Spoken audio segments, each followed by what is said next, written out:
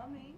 Um, some of you may have been here when Tom has been with our school before. This is his 4th year working with ACS, and he'll be here most of the week. On our professional learning day yesterday, he was with the middle school and high school combined, with the elementary school, and with teams of teachers. And he's with most teams in the elementary school all this week for a couple hours during their planning periods, and then quite a few middle school and high school teams as well as with the principal. So he is helping with us with our journey to become a standards-based school, and with just basic assessment literacy. And so we're so pleased to have him here, and always want to have opportunities for you guys to get some time to learn with him, from him, and ask questions. All right? Okay. Thank you, Tom. Ready to go. Thank you. Good morning. And thanks for taking time out of your days to be here. I know life is always busy, no matter where you are in the world. When you have kids, life is busy. So thanks for taking the time. We've got about an hour together or so. So what I'm planning on doing is sharing some information. If you've heard me before, there will be some overlap to the things I've said in the past, because I think there are some fundamentals to keep coming back to. I have some different information to share with you, maybe a slightly different perspective. And then my hope is that for the latter half of the morning that we have, or our hour together, that I'll be able to answer some questions that you have.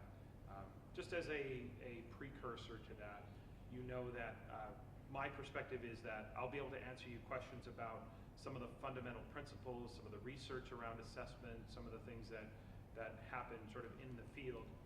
Specific questions about what happens in your child's specific classroom, I may or may not be able to answer.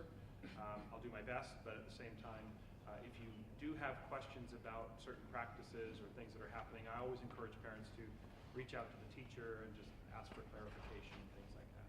So, you know, I was just reflecting yesterday on the fact that in this room, it was October of 2015 when I was at a conference here in Abu Dhabi, and I was asked to come over and do a half-day professional learning session for the staff here at ACS, and this was my first introduction to the school, and have worked, you know, off and on, you know, each school year I visited this school at least one time to help sort of refine practices. And we know there's turnover in faculty, there's turnover in students, and certainly some of you may be new to the school, I don't know that, but we have sort of that ongoing relationship, which I really appreciate, because it's nice to be able to be familiar with a place when you come back and you see people that feel more like colleagues, and I feel more like I'm part of the school, and I kind of know my way around, which is good. The most important thing is when you're a visitor to the school, of course, is you have to know where the restrooms are. That's the most important part.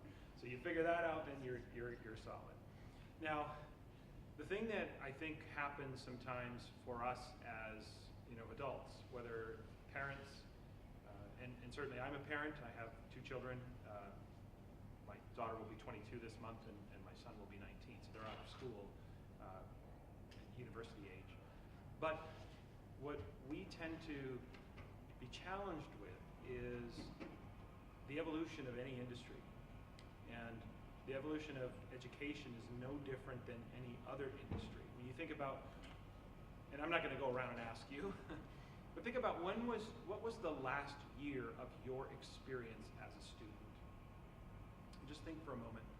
When was the last time I was in school, authentically as a student? Not maybe online learning or taking, you know, a cooking class, or, you know, but when was I really like a student in the midst of an educational experience? You know, when we think about that, we think about how long ago that was. Now, for some of us, it wasn't as long. Oh, I am using the microphone. Okay. You are recording. Okay, so I do need to use the microphone. So this is going to feel overkill for you folks here, but they are recording it. So when you think about how long ago that was, I want you to think about, since that time, what else in our society is modernized? Like, what has changed in our society since, you know, the times of when you were a student? Like, when I think about my last experience as a student was as an adult. I was in a master's program, and I finished that program in the late 1990s. And so when I think about some of the things that used to be cutting edge, that used to be the modern way we did business, I was an adult. You know, I finished my program, I was 32 years old, and I think about all the things in our society that at the time were seen to be like really like advanced and modern. And we look at everything you see on the screen now, well, not everything, of course, the payphone, but cell phones were just sort of becoming a thing. You know, pagers were big, Palm Pilots, faxes, we still use the phone book. You know, there's all sorts of things we used to use. And I think for me, it's not that assessment has to change because technology has changed. It's just that I think we have to recognize that every industry continues to modernize. And education's no different. Challenge for us as adults, and even the challenge for us as teachers, you know, but all adults, is the fact that our last experience in school and our last experience as school-aged children or teenagers can have been quite a while ago. And if you think about it, if you just step back for a moment and think about it, why would we expect school to necessarily replicate or mirror the exact experience I had? I graduated from high school in 1985. I can't imagine in 2019 a social studies teacher teaching me social studies in the exact same manner that I experienced, you know, 30 some odd years ago. So the assessment, the grading, the teaching, the learning, the research continues to help us understand what is the most favorable practice. And as a system, we have to continue to do that. So the biggest idea that the school continues to work toward is staying current. It's taking what we know, even though many of us, all of us in this room, were successful under a system that looked maybe a little bit different than what your children are experiencing. We have to recognize that there were successful knee surgeries back in 1975 as well, 1985. But we would never ever imagine that a surgeon in 2019 would use the same techniques and the same way of doing business that they did back in 1985 or 1970. So the biggest thing for us as adults is to recognize that things do change. And the hardest part, I know, even as teachers, but as parents, all of us, the hardest part is that because we were successful in a system that looked different, it creates a little bit of tension, which says, you know, I was successful in that kind of system. Why are you changing that? Because I want my children to be successful. And that's what we all have in common for sure, is that we want your children to be successful no matter what they do. So that's the biggest piece. When you think about standards-based grading and the approach to standards-based grading, this really should have been a non-negotiable from the start of school. Because to define standards-based assessment or standards-based grading is simply to say that your children's grades will be based solely on the quality of the work that they produce. That doesn't sound so controversial to me, and yet I can tell you that that isn't traditionally how grading, scoring, and reporting has been done. So I'm going to share with you some information. We'll get to a point where I'll stop. I don't have a lot of information. It's not a barrage of information. You don't need a handout. You don't need to take notes. If you want to, it's all good. I'll stop and we'll field some questions, but let me try to just sort of share with you some ideas to think about when it comes to the bigger picture of what ACS and, quite honestly, what schools around the world are working on. You first and foremost need to know, and I've said this every time I've spoken to parents here and elsewhere, that your school hasn't gone rogue. Like, they haven't lost their minds. I just came from Lagos, Nigeria, where I spent a week working with the staff there at the American International School of Lagos, a week spending working with their K-12 staff on standards-based learning. A month prior, I was with them. I was in Johannesburg, South Africa. Prior to that, I was in Kenya. I worked in Ethiopia. It's been the year of Africa, it seems, for me. But I've worked with the American School in Dubai. I've worked in Kuwait, Bahrain, Qatar, Doha, Barcelona. I mean, I don't want to go down the list of places I traveled to, but the point is you have to know that whether it's the American School in Japan, in Tokyo, whether it's international school in Beijing, these conversations are happening everywhere. So this is not anything that the school is doing or approaching that is out of the norm. In fact, it's quite aligned with what schools around the world are working toward, okay?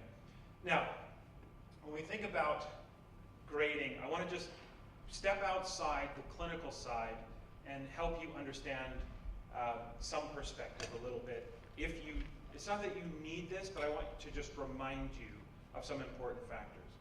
The one important factor that I always try to emphasize with teachers and parents is that assessment is not simply a clinical exercise in number crunching. That every one of your children will have, not might, will have an emotional reaction to the prospect of being assessed. Now, the real question is that emotional reaction going to be productive or counterproductive? Is it something where they see assessment as something to be feared, something to be avoided, or is it something to be embraced? And recently, I've been reading this book that you see on the screen, and the book is called Performing Under Pressure: The Science of Doing Your Best When It Matters Most. And the authors of the book, Henry Weisinger and J.P. Fry, did extensive research on what separates human beings, not just kids, human beings, and their ability to perform under pressure. Now, it could be argued, and I would make the argument, that there are very few things in the school experience that elicit the kind of pressure that kids feel than assessment. There's no question that tests, exams, these pressure moments are things that kids feel. So the question would be, how do we help kids perform under pressure? Now, the interesting part about this research was two things emerged quite clearly. First, no one performs better under pressure than they do otherwise. We have romanticized, we've created this mythology around people in society who, when the pressure's on, they do their best. And statistically, that just does not bear out. No one outperforms themselves in pressure situations than they would otherwise. However, there's a part two. And the part two is, some people perform better under pressure than other people.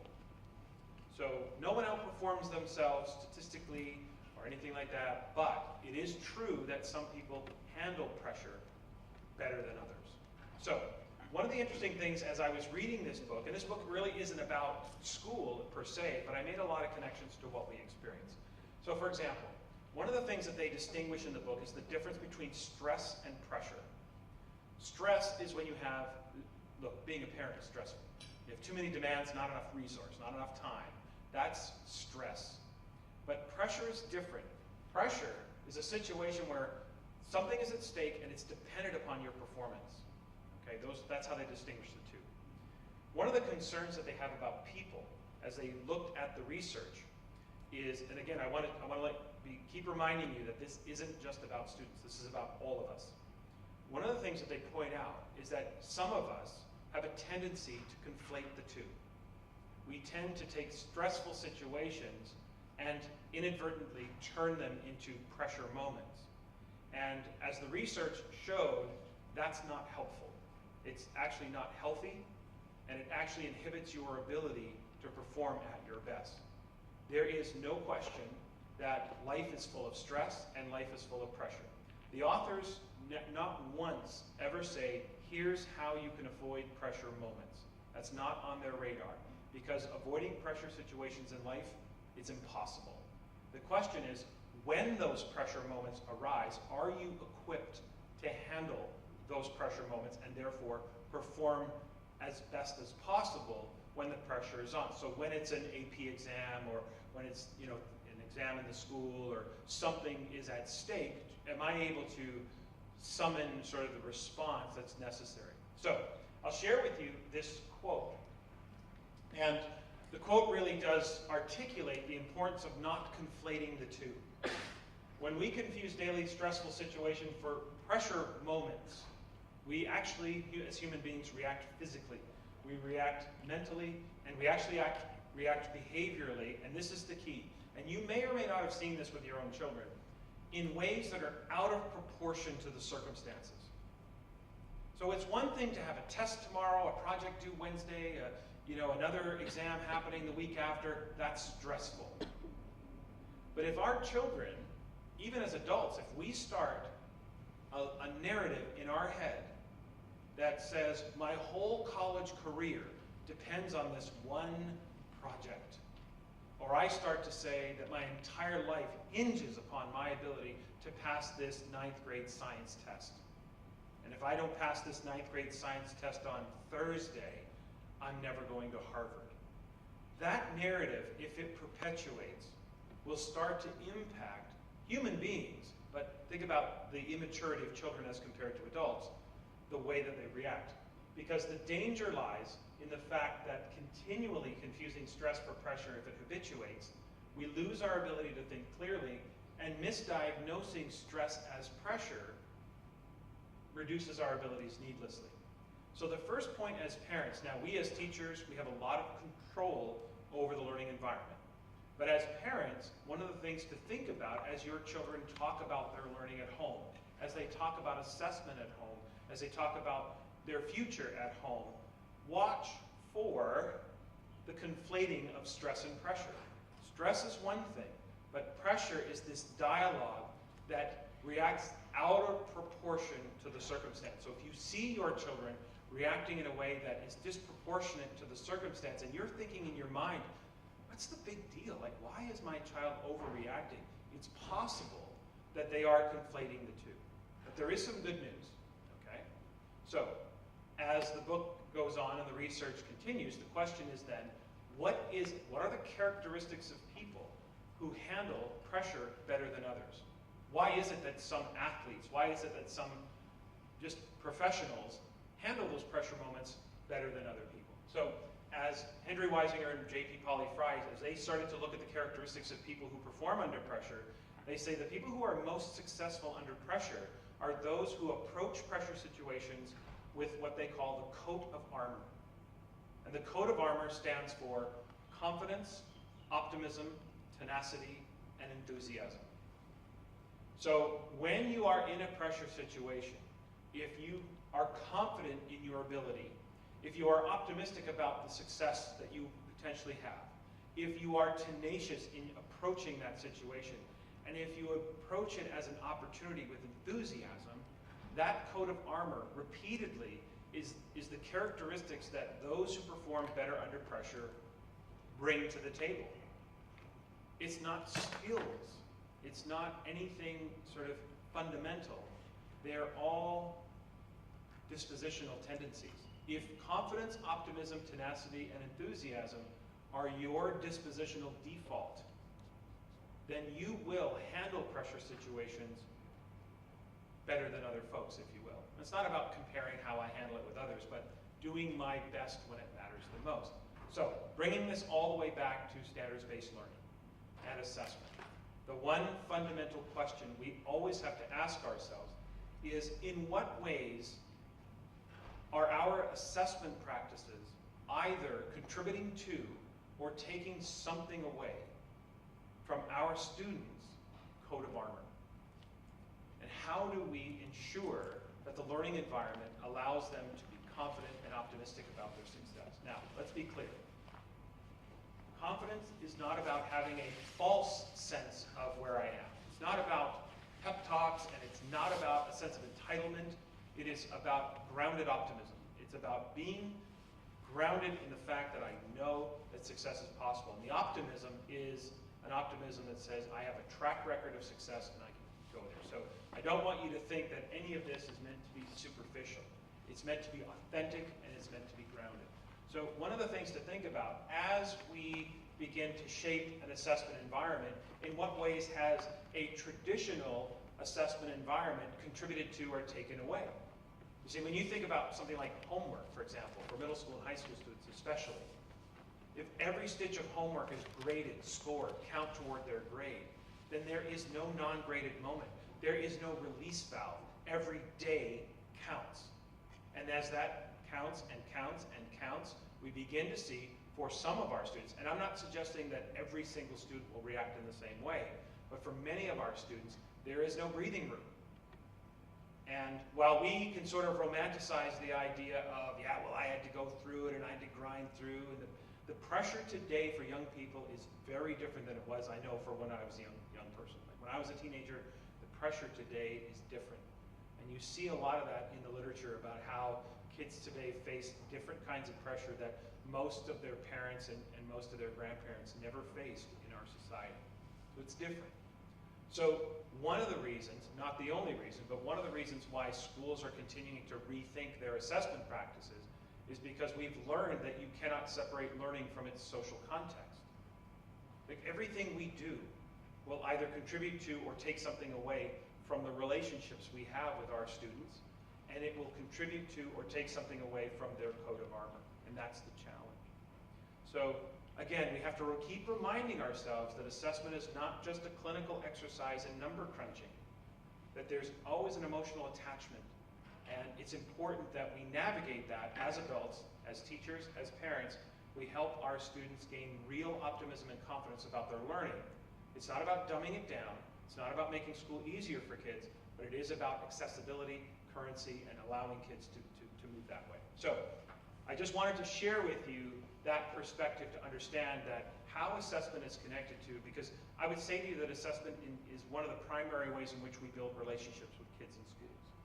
How we handle assessment says more about the authenticity of our relationships. Like we can be friendly with your children. We can say hello, good morning, how's your sister doing? Or she went off to college. We can be all of that on the periphery. But how we handle their learning will say more about our relationships with them than anything else we do. It's the authentic way in which we connect.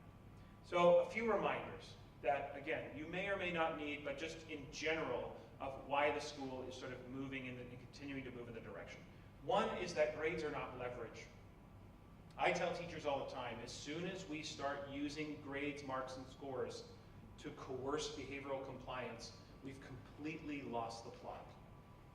If I am either promising you scores or threatening a reduced score to get you to do something, then I am losing focus on what assessment was meant to be. In sort of simple terms, think of it this way. No student in any school really should be able to behave their way up or down the achievement scale. The achievement grade should be the result of the quality of the evidence they produce. The other behaviors, the attributes, responsibility, all of those things are important, but they're different. They're separate from how much I know. And so if we want to report to you with accuracy and clarity, we need to make sure that we're not distorting that achievement level because someone is, working really hard, has done all of their work, and is a nice person who follows all the rules. Those three things are very important. Please don't misunderstand me. But all three of those have nothing to do with the quality of work your children produce, which means all three of those should have nothing to do with the achievement grades they receive. So again, important characteristics, and that's what we address in the ATLs. Separate to that is achievement. And again, that's a fundamental that many of you know already. So we want grades to be a reflection of where children are in their learning so that you can rely on the information to know where your children are strong, where it needs strengthening, and how we can continue to support them going forward. So what you've heard probably many times over with your own students and with the teachers is this idea of formative and summative assessment. And again, just a reminder that we have always had those moments where we stop and we verify. And you and I lived this. When I was in school, I'd probably have to put 5 times as many lines on the screen because when I was in school, everything was marked, scored, and graded. And what has emerged over the last 20 to 30 years in education is how you actually improve learning. I want to be clear about something. Grading is not about improving your children's learning. Asking how a grading system improves learning is like asking how your bathroom scale will help you lose weight. The grading system is not about learning. It's about accuracy and reflection and reliability. We improve learning with what we've learned is the formative moments. So what's happened over the last 20 to 30 years is what's emerged is a different kind of thinking or paradigm around assessment, which is that assessment is used to initiate learning or advance learning. So I assess you, and I'm not trying to get too technical here, but just so you understand, I assess you to gather information about where you are in your learning. If I use it formatively, my focus is feedback. And my feedback is designed to initiate and cause more learning so that you advance your proficiency. The summative moments are the moments designed to verify that learning has occurred. It is difficult to simultaneously initiate more learning and verify it. And that's the rub. We have seen time and time again in the research that when students are presented with scores, grades, and levels and feedback, there is a great tendency for them to ignore the feedback and for them to settle for the grade that they initially received. That doesn't always happen with all students, but it is a most favorable in terms of what the research says. It is not favorable, but it is the most likely response. So here's where we have the challenge. And I know this is a challenge in every school. On the one hand, I preach transparency. We need to bring kids inside of the assessment process and allow them to understand that this is part of the learning. This is where they get messy with the learning. This is where they can make mistakes without it costing them. They can go home and practice. They can do their homework. You know what, as a teacher, I said to kids, I don't care if you do your homework with your friends, because I'm not scoring it for your achievement grade. I want you to learn how to use the quadratic formula. I want you to understand mitosis and meiosis. I want you to understand how to write an essay. Do it with your friends. Do it with your parents. Ask your older sister, because none of it is contributing to your report card grade. However, one challenge consistently emerges. So I believe in that transparency, but the challenge is that students sometimes initially react with this response. Well, if it's formative, I don't have to do it. If it's formative, I don't have to take it seriously. I hope you can see how short-sighted that is. That's like someone saying, well, I know it's rehearsal. I don't really need to practice my trumpet. Just get me to the concert on Thursday evening, and I'll nail it in the concert. Could you imagine somebody in basketball saying, I don't need to practice. I'll just show up. Now, of course there are those gifted athletes out there, but everyone knows that practice leads to performance. And so, from the parent perspective, one of the things that we can do is, if I could give any sort of advice, and I'm not in the business of telling parents how to parent. Listen, I had 2 of my own and it was hard enough, okay? But the one thing that you might be able to help with on the other end of this is to help your children see the bigger picture, which is just because the teacher calls it formative doesn't mean it isn't important and isn't leading to their success eventually. Because eventually they're going to be asked to do this on their own, and their grade will reflect their ability to do that. So it's very short-sighted on our students' part to say, well, it's formative, I don't have to try. Because the idea that you don't have to practice. So the relationship between these 2 paradigms is essentially the relationship between practice and games. It's the relationship between rehearsal and performance. And if you understand that dynamic, then you'll understand that practice leads to strong performance, okay? Our concern is the interference of scores or students saying, I'm good with the 3, or I'm good with the proficient. I don't need to push myself. I don't, things like that. So you can help us as we send that message to students on the back end. You can come in behind that when your children say, well, it's just formative. I don't need to really work at it. And say, wait a second. I understand that this is going to lead to you being able to perform it. So look, kids are kids. We know that they're going to sometimes seek the path of least resistance. But if we can sort of come together on that, that would be an important part. The thing that and this is just, I'm not going to try to get too researchy on you here, but decades of research on feedback and learning offers near unanimous agreement on the importance of feedback in improving student learning. So here's a couple of things. You want your children to keep learning, then our job as teachers is to provide them with feedback. If we provide them with feedback and a score, there is a great chance they will ignore the feedback and therefore the learning stops, which is why teachers choose to use assessment to gauge where the students are and provide them that feedback. So there's a couple of things that we know that have recently come out from 2 of our lead researchers in this field, Tom Schimmer and Susan Brookhart. So I want you to understand that this is a culmination, quite literally, of 100 years of deep dive into grading and assessment. Both Tom and Susan took, and a research team, went back and looked at all of the research and really did a comprehensive search. And there's a few lessons we've learned. First, one thing that is clear is that replacing the unreliable percentage grading scale with a grading scales that include fewer but more readily discernible levels. So the movement away from a percentage system, which only works if your entire assessment system is based on counting. How many did you get right? And how many did I ask you? As standards in learning become more sophisticated and we ask kids to do more critical thinking and collaborative thinking and innovation and think outside the box, etc., it's hard to quantify that along a ratio. So this is important, that the reliability of what we report to you is important. And I know it feels very scientific when you get a 75.6 or an 87.8, but you have to know that's the illusion of precision. It's because we never really reveal, 75%, for example, never reveals the types of errors that the students have made. So think about it this way. How many different pathways are there to a 15 out of 20? First student makes 5 silly mistakes on the first 5 problems, answers the rest of the assessment correctly, 15 out of 20.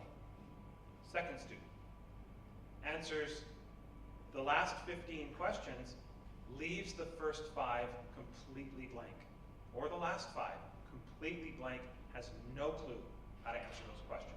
The first student knew what to do, made a simple mistake. The second student, no idea. Both of those students will end up with 15 out of 20, and both of those students will end up with a 75%. And I hope you recognize those two learners are not in the same place at all. And that's what I mean by the illusion of precision.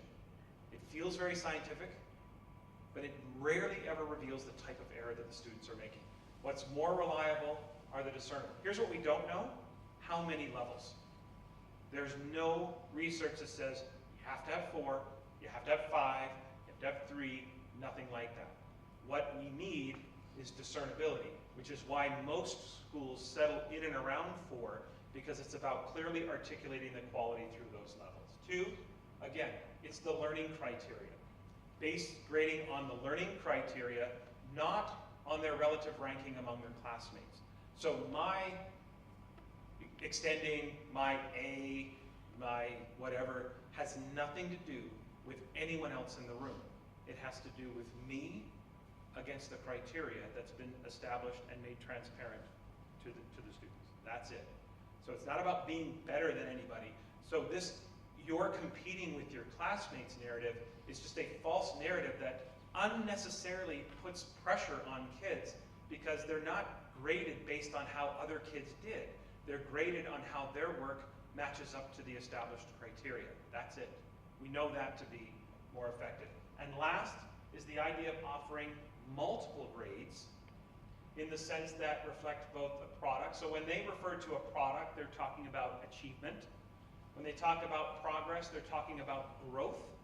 And they're talking about the ATLs, how I learn, rather than combining these into a single hodgepodge grade that confounds the interpretation. And I'll show you that in a moment, and we'll finish up with that. So this is kind of the big lessons that we've learned over the years as far as how assessment and grading has emerged. There's things we know, and there's things we don't know. And again, like I said, how many levels we should have? Well, you can have as many levels as you want, as long as you can clearly define each of those levels and clearly articulate an uptick in sophistication, okay? But it doesn't really matter. You know, IB has 7 levels, AP has 5 levels, a lot of schools use 4 levels. That part is not important. What is important is the reliability and the discernibility. So again, when you think about the reason they call it hodgepodge is because you and I remember kind of what the traditional model was, right? We know that this is kind of how grading has worked in the past, right? We all remember how we had tests and quizzes. But what I try to help educators understand and teachers just to realize is that our learning standards are not organized this way. See, we teach to standards. So the organizing of evidence by task type already fractures the relationship between what we know to be true in the classroom and what ends up on the report card. But you and I also know there have been things in the past that have influenced the decisions that have made that teachers have made, maybe your teacher made, maybe my teacher made. You know, whether it's how punctual the assignment was, how I participated, how much I came to school, what group I was put in, right? Whether I earned extra credit, did I do my work? And then we have this whole complex combination of weighting. Tests are worth more than quizzes, and quizzes are worth more than assignments, and carry the 2 times the projects. And we in the past have taken this, and the reason Tom and Susan call it a hodgepodge is because not every teacher did this to the same degree. Not every teacher used these things to influence their grade. But you know what we did in the past? We took this whole mess and we magically transformed it into one letter of the alphabet. And that came home, and you, if you were being honest, didn't really know how this was determined. There were just certain letters of the alphabet that elicited a certain level of satisfaction as a parent. And the less satisfied you were with the letter, the more questions you asked. Nobody comes to the school and says, I know my child earned an A, but how? How did my child, you're like, take the A, right? Let's just, you know, B, okay. But as we, so the fundamental principle that I want you to understand is that the more we try to have one letter of the alphabet communicate, the less it will say any of it. Let me just walk you through this, and I'm going to finish up. What if I told you that this B only represents the quality of the work that your child produced? You probably have a pretty good idea. I know many of you, you're not educators, but you understand what B quality work is. You're like, I wish it was a different letter, but I can live with it. All right. But watch what happens. What if I told you that this B represented both their level of achievement and their level of responsibility? It starts to get fuzzy. Because what you don't know is this a student who has A-level achievement but has been irresponsible? Or is this C-level achievement and responsibility? What if I told you that this B represents achievement, responsibility, work ethic, respect, collaboration, self-directedness? You see, the more you want this to represent, the less it will say anything. So I cannot emphasize enough that as we think about those things that influence extra credit, group scores, it's not that kids in the same group can't get the same grade. It's that kids in the same group should get the same grade for the right reason, in that they've all learned at the same, roughly the same rate. Not that I did the project and everybody else benefits from that, right? Usually it just meant get in the right group with the right student. You and I remember that, right? It was usually a girl. Right? She did the whole project. And you show up Monday morning and you're like, look at what I got, you know, 95 for everybody. We knew the game, right? We want to stop this idea that there's even the game of school, because the gamification of school is not conducive to learning, and in the end, it will not serve your children well. So we eliminate those things, and ultimately what we're focused on, and I'll finish with this, what we are focused on is being able to, and that, again, just to reiterate, is why the ATLs were created, why they're separated, so that we can create opportunities to communicate both the level of achievement, but also how your children are doing behaviorally. Because I don't want you in any way, shape, or form to think that the behaviors, characteristics, the approaches to learning don't matter. They matter a lot. In fact, I'll finish with this to help you realize why this is so important. I always say to parents, and I want to remind you of this fundamental, I never want you to lose sight of this. And again, here's another place where you can help the school and you can help educators, okay? The one place was the formative summative, right? Remind your children that, look, this is about learning. It matters, regardless of whether you're getting a grade or not. Kids don't need grades to learn, and teachers don't need grades to teach. That much we know. Grades are a necessary currency right now for how children get into college. We get it. So we're not anti-grade. We are pro-accurate grades that really meaningfully reflect what kids know. But let me say it to you this way and just keep reminding you. This is the second way you can help us. Your child's achievement grade, their achievement grades, their transcript, that will get them into college. And the higher it is, the more choice they will have around the world. They go to the school of their choice. But I'm telling you, their ATLs, that's why they will graduate from college. So their grades will get them in. But you and I both know when they go off to college, they may be away from home. They go to school at least 10 hours fewer a week. If you are not self-directed, if you are not disciplined, if you don't have the work ethic, you won't make it through college. So the reason we separate them is twofold. One, to give them the attention, and two, to not let their high achievement mask their, for example, limited work ethic or self-directedness. Because you know, some kids, their high results can provide a cushion where we don't really see the detriment of the lack of discipline or the lack of work ethic. So by separating them, we can give you clearer. Remember the student that I showed you that was a B? What if I told you the student was an A and a C? Now, I'm not saying that's how we report it, but just, doesn't that give you clearer information, right? What if I told you the student was B-level achievement, but A-level ATLs, right? That's the fundamental. And everything funnels toward all that we do with formative. So here's the second part that's really critical for you as parents to follow up on, is make sure on your end you are giving attention and profile to the ATLs. If you do only two things, and I know being a parent is challenging and it's busy and it's stressful and it's pressure and it's all of that, but there are two places in which you can, from your end, help support the continual shift in this culture. One is help your children see the big picture, that just because something is for practice, like formative assessment, does not mean it's not important. And two, actively ask your children about the ATLs. Ask them about an example of where they showed initiative or self-directedness when they come home. Ask them about a positive interaction they had with another. And you might do this already. Listen, I'm not the parenting expert. But as I grew in my own professional repertoire, I started to ask my children different things. When your kids come home from school, I used to always ask them, what'd you do in school today? And of course I got the standard answer every child gives, which is nothing. Okay? I'm like, I'm on the inside. I know what's going on. Okay? But I actually changed what I asked my kids. I asked my kids, what did you learn in school today? And then when they start listing the activities, ask them again, what were you supposed to learn from that? Focus them on what they were supposed to learn, not the tasks that they were supposed to do. What were you supposed to get from that? And then I started asking my kids about things on the social side. I started to ask my children, tell me about a positive interaction you had with another student today. Or did you work in a group today? Tell me about that dynamic. Because what adults pay attention to is what children will eventually believe is important.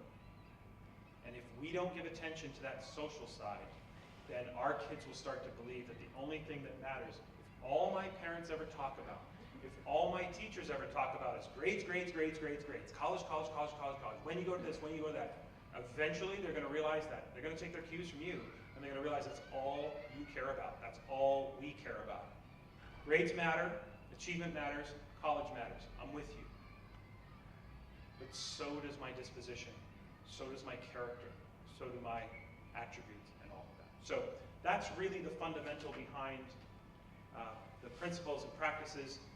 For the sake of time, I want to just stop here and open it up for any questions that you might have about something I said or things that are happening that you're still wondering about in terms of the evolution of the assessment practices here in the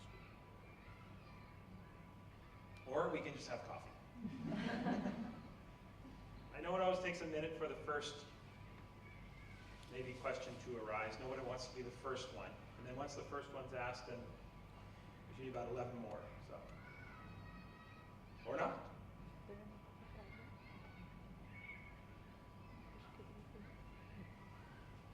Sure. In research, what is the frequency or the chance of having, and I'll use letters for simplicity, somebody with an A in the right side, and let's say a D on the left side, and the other way around? Because normally they would sort of go together. I suspect most likely they would be either at the same level or one step above the other. You would be right to sort of assume that the extreme is not the norm. But grades are not just a function of effort, because every teacher that I know can tell many stories about a student who had to scratch and claw their way to a C. Maybe not in the immediate moment, and maybe not your children, but we've all experienced students who have tremendous work ethic, tremendous characteristics, tremendous habits of learning or approaches to learning, but the results of it are such that kids are not earning A-level achievement or at the top tier. What you likely will see is maybe not the A and the lowest level, but you will definitely see students who have high levels of achievement, but maybe, and again, not to use a term, not to be disrespectful, but maybe mediocre work ethic. Things come naturally to them, or things, they have a particular background or talent in a particular area. That does happen. Everybody can learn and everybody can achieve, but at the same time, we know that some things come easier to some students, while other aspects of learning come easier to others. The discrepancy can be quite common. Whether it's extreme or not, you're probably right to point out that it is unlikely. But even if you earn an A and you have less than favorable characteristics, it may, I'm not trying to predict doom and gloom, but it may impact your child's ability to stay in college and be disciplined and be able, we'd rather find that out now, point that out now, and be able to do something about that now. Teach them things that they are not currently or cannot currently do, so that we can help them be successful once they leave the school. Because in many cases, once they leave the school, they're also leaving you, and they're really leaving you. It's not like my son, who still lives at home, and he drives 20 minutes to go to his university classes. So it's a long flight. And if you have younger children and you're staying here and your kids are going out, they're gone, right? Not to depress you. You'll see them. But my point is that when they're a long way away, and it's a 12-hour time difference or a 9-hour time difference, they have to be disciplined in order to be successful in these schools that are challenging. These are high-level schools, and so those characteristics will be important. But I do think it's fair to say you won't always see the extreme. I'm trying not to be alarmist. I just want to make sure that you understand the importance of both. Sure.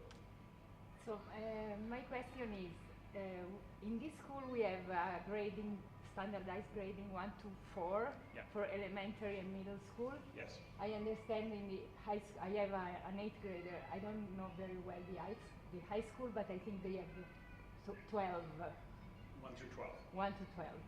And then if you go in a different school in Abu Dhabi or everywhere else in the world, they can have other numbers.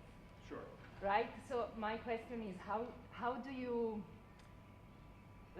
compare, or how maybe next year I move and I go in another school, how the other school will understand the grading my kids are bringing in there, or how the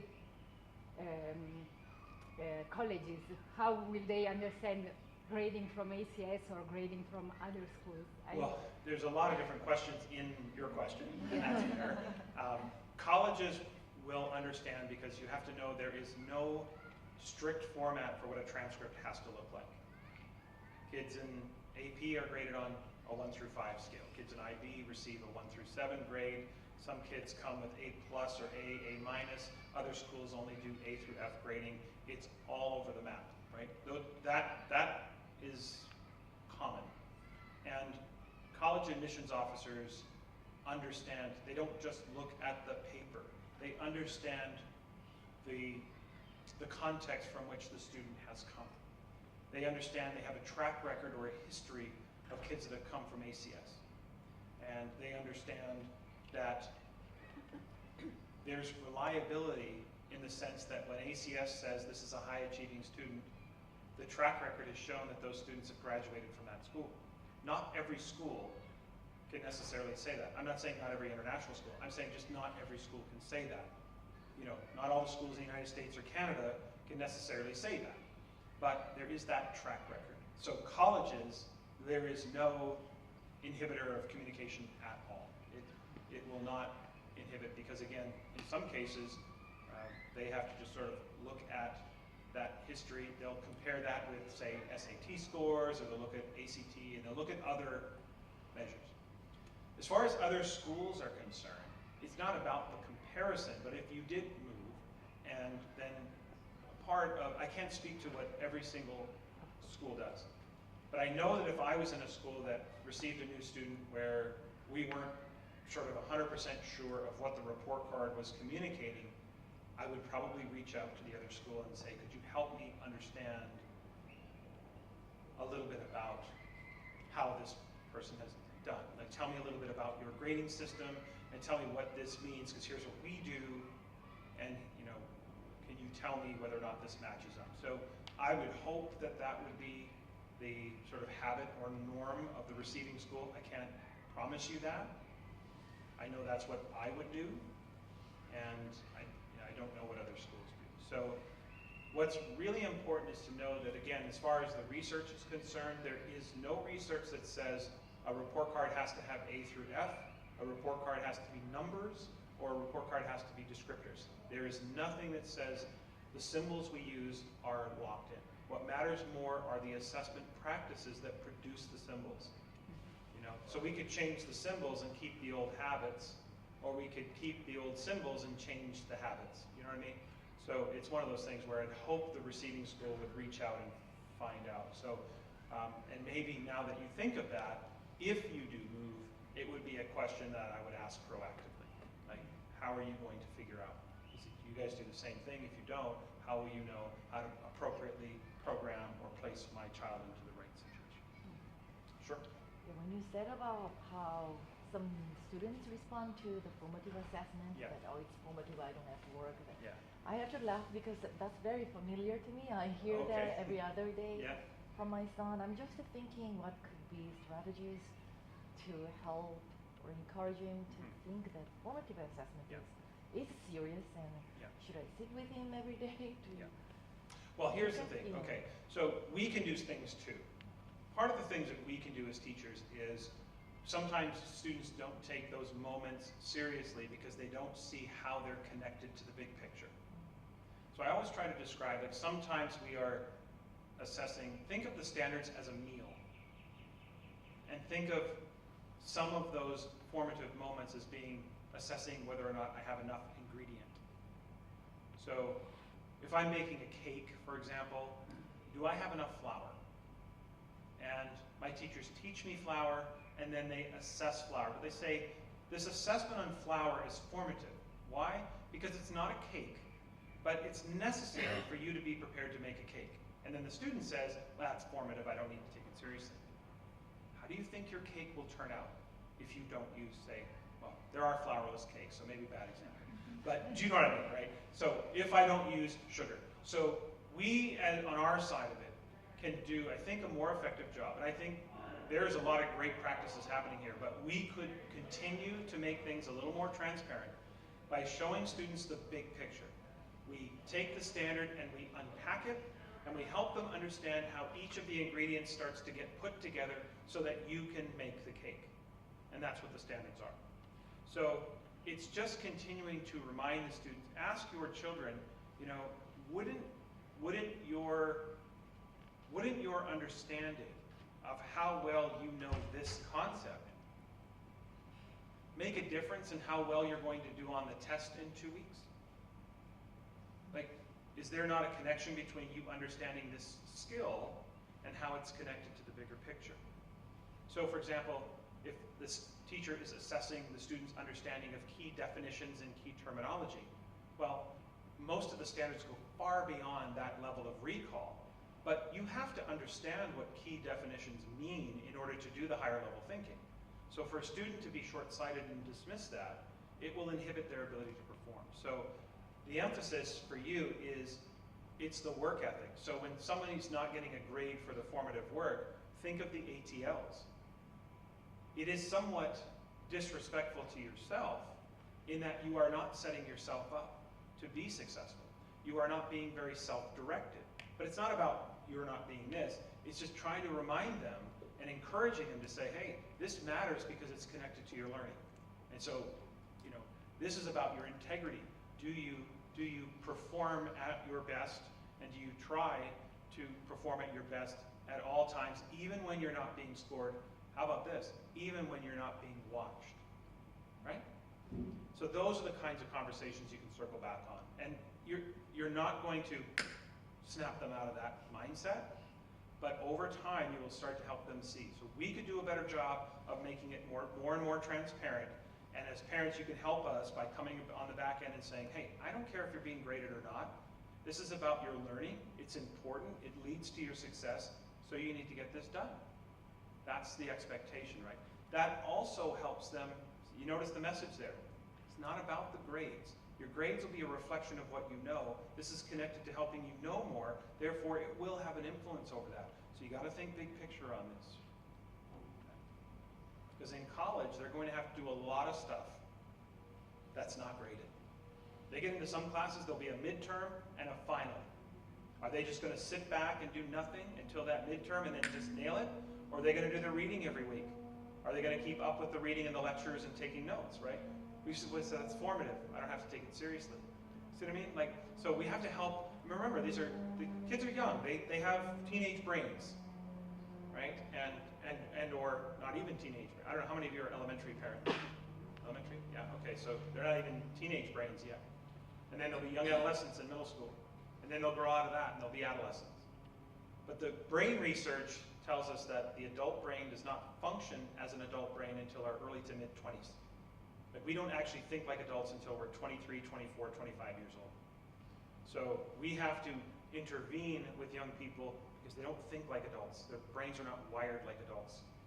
So they are not mini adults. They are at different stages of development. So we can come in and just keep on message and keep setting that expectation. Sure. So I'm really interested in this kind of evolution of grading. As one of these people that grew up that says your GPA, your grade point average is everything, sure. and it doesn't matter your self-directedness or anything. And so I think this is great. But as you touched on, still in college, university, higher learning, your exam score is still what is the main thing. In your professional opinion, professional experience, can we ever expect an evolution of higher education where we start to look at both buckets for entry into entry? I think it's happening. I would not say it's widespread, but it's definitely happening. I mean, schools have to manage their workload and how much they can actually consume. I mean, Harvard gets 40,000 applicants roughly every year.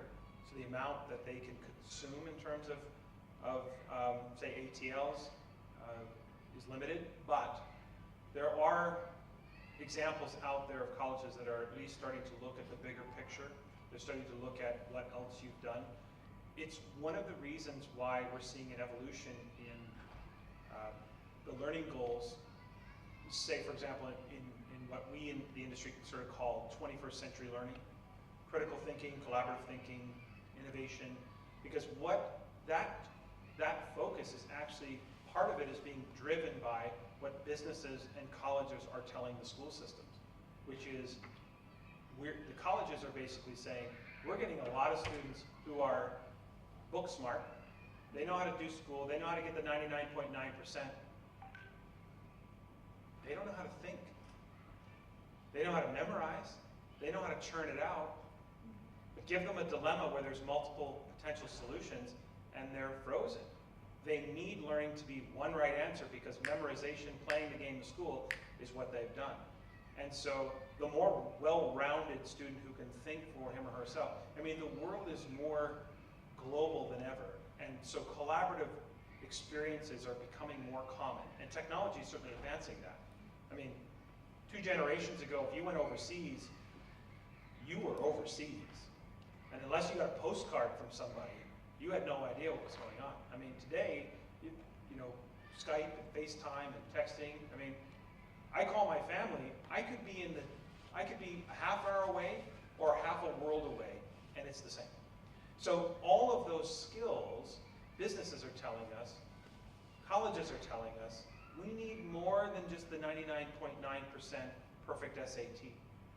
We want someone who can walk into a class and think, collaborate, get into a seminar, get messy, roll up their sleeves, and not just look for a right answer, but think plausibility and be a little innovative and work together. All of those things are beginning to be important. So the answer to your question is yes and no. Yes, the shift is happening, but no, I can't say that every college is doing it.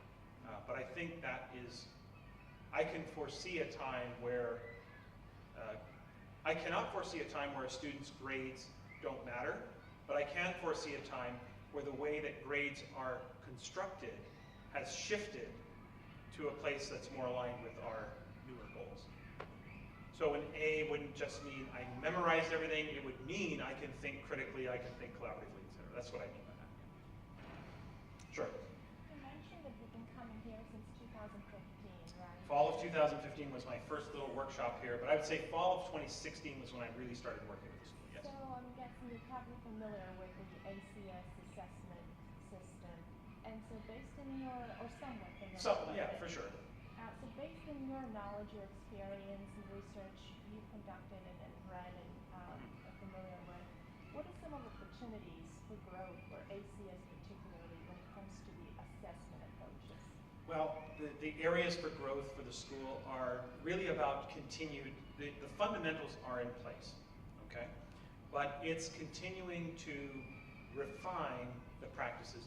Part of learning anything new, like as you know, adult learners, sometimes we're the toughest audience because trying to teach an adult a new thing in any field. The teenage brain is actually quite adaptable. As adults, we get locked in. Like, we become very, so as teachers in any profession, it's the same. We have habitual ways of doing our work. So we have seen a tremendous shift overall in the practices here in the school. But that doesn't mean they're perfect. It means we continue to refine. So what we're looking at is how do we make criteria more transparent? How do we make sure that students understand exactly how their work is being judged? How do we make sure that parents understand clearly how grades are determined? How we make things obvious and open? How we keep focusing on the standards versus the tasks and making sure that the way students demonstrate their learning increases with sophistication so that we're matching the new learning goals we were just talking about as things continue to evolve. So for me, what I see here in this school is a very solid foundation of practice that has shifted, and I have to tell you, that's not easy. It's not easy. I work with schools all the time, and it is not easy for people to just snap out of their habits, especially if you've been teaching for 15, 20 years. It's not easy to just say, okay, I'm going to stop doing that. So it takes time for, you know, I mean, just think about something you've done habitually for 15 years, right? Now, snap out of it. It doesn't happen that way. So I've seen a tremendous amount of leadership and growth in the school. And what we're doing this week is I'm just coming back in and saying, let's pick up, you know, let's just keep going, show me what you're working on, and that. So for me, I've seen, let me put it this way. In 2015 was a 3-hour workshop. So let's go to 2016 was when I came back and actually started really in earnest working with the school. There were a lot of questions back then of why. Why do I have to change? Why do we have to be different? Why do I have to do that? The questions now are all about how. How do I make this more clear? How do I determine the difference between a developing and a proficient? How do I? They're all questions of refinement and practice. They're not questions of why should I? So that cannot be underestimated. Once a school gets past that sort of initial hesitancy, which is, you know, I don't want to change, why do I have to change? Once you get past that, then you're in sort of a great place to keep refining the practices. I recognize the time. I have nowhere to go, but I know you have busy lives, so I'll answer all the questions that you have, and when and by the way, if we keep going and you have to go, 2 things. Thanks for coming, and I'm not going to think you're rude if you walk out, okay? I'm a big boy. It's all good. Brought my big boy pants, so I don't easily offend, so thank you so much. All right, so if you have to go, feel free. Thanks for coming, but I'll stick around if there's a few more questions for sure. In your opinion, how